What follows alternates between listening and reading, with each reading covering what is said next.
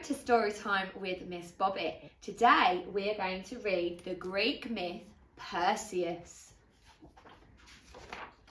A long time ago, in a town called Argos, there lived a young girl named Danae.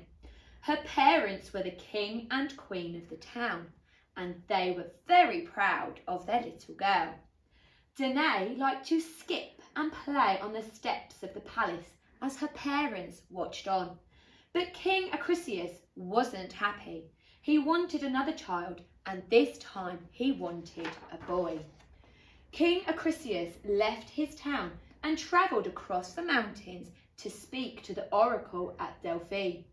It was here that people came to learn about their future, and the king asked his question, "Will I ever have a son to rule the kingdom after me?" The oracle didn't answer the way he expected. "Beware of Danae's child," the oracle said. "He may bring you great harm." The king was startled and nearly dropped his crown. The king headed back home with plenty to think about. What was he to do? If Danae had a baby boy, he may cause the king harm someday. The king had a plan.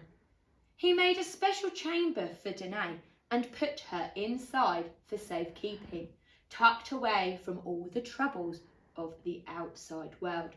But one day, some magical golden drops floated down from the sky, sent by Zeus, king of the gods.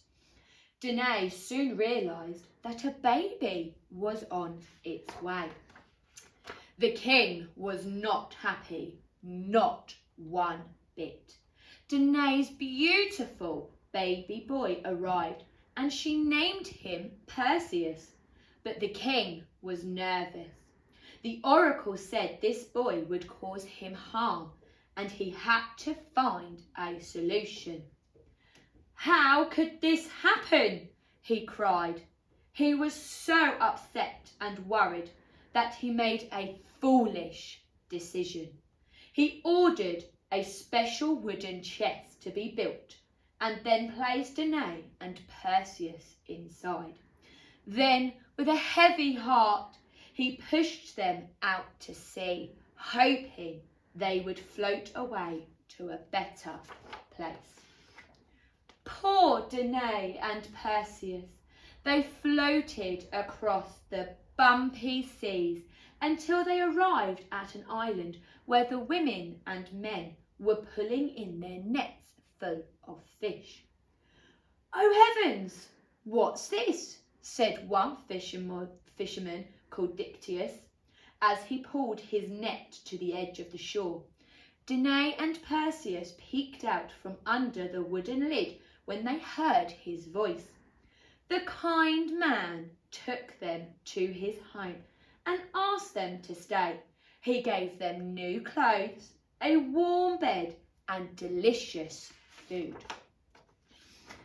Danae and Perseus stayed on this island for many years. As young Perseus grew up, the other boys and girls on the island didn't think he was brave.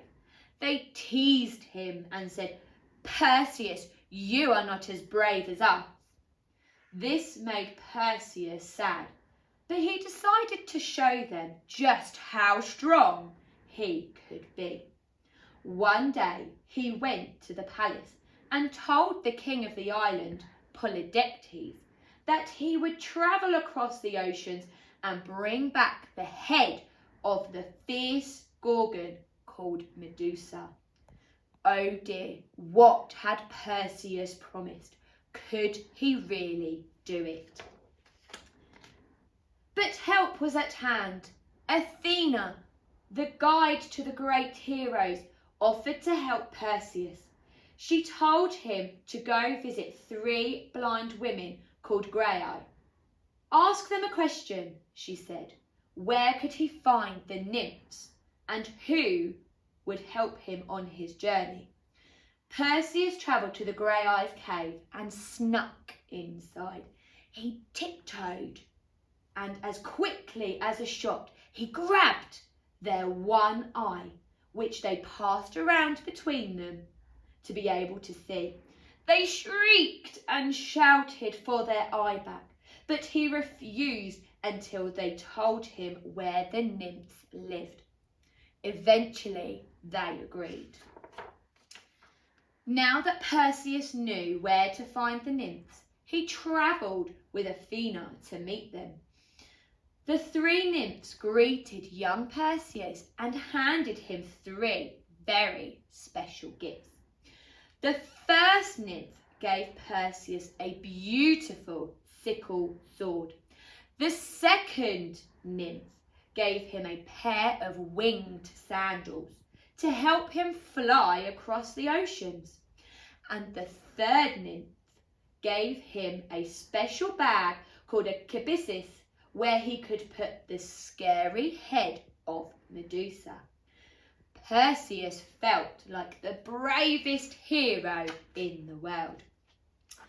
Perseus put the kibyssus on his shoulder. He placed the winged sandals on his feet, and he picked up his sickle sword. "Go," said Athena, "fly to the edges of the world, and we will find the cave of the Gorgon." Perseus started to run, and soon his winged sandals lifted him into the air as he started to dash across the choppy seas, flying over the hills beyond the mountain tops.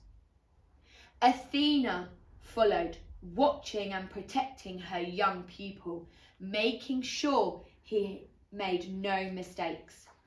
But by now, Perseus was ready to face the ghoulish Gorgon Medusa. Perseus reached the edge of the world and landed, dropping gently to the ground.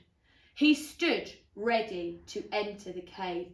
"Beware," said Athena. "Approach Medusa quietly and do not wake her. If you do, she will stare into your eyes and turn you to stone." Perseus was a little bit scared, but he was ready, and he wanted to show everybody just how brave he could be. Perseus moved as quietly as a mouse and approached Medusa as she slept. Her hair was made of snakes, and they hissed while Medusa snored. Then, in an instant, he lopped off her head and dropped it into the kibyssus. Perseus dashed out of the cave and across the skies like the fastest arrow. But on his journey home, he looked down and he saw a girl tied to two trees on a beach. Perseus swooped down and asked the girl, "Who are you? Why are you here?" "My name is Andromeda," she said. "I have been left here by the king of this land as food for the sea monster, the Ketos." Nothing scared Perseus now. He stood at the edge of the beach, and when the Ketos rose out of the water, he swung his sword and lifted Medusa's head out of the kibyssus, turning the soggy beast to stone. Very brave now, Perseus. He lifted Andromeda in his arms and flew back to the island. Andromeda was glad to be safe, but Perseus still had a job to do. He went to the palace to meet King Polydectes. "Hello, little boy," said Polydectes. Perseus wasn't happy. "I'm not a little boy," said Perseus. "I'm a hero." He put his hand into the kibyssus, grabbed the snakes and lifted the head of Medusa out and held it up in the air so the Gorgon's eyes would stare straight at the king and his friend. It only took a few seconds for the king and his friend to turn to solid stone. Perseus handed all his gifts back to Athena and said goodbye. He and Andromeda decided to travel back to Argos to talk to Perseus's grandfather, King Perseus, and show that he meant him no harm. On the way, some people asked Perseus to enter the sports games. Perseus thought, I will amaze them and show them just how far I can throw the discus.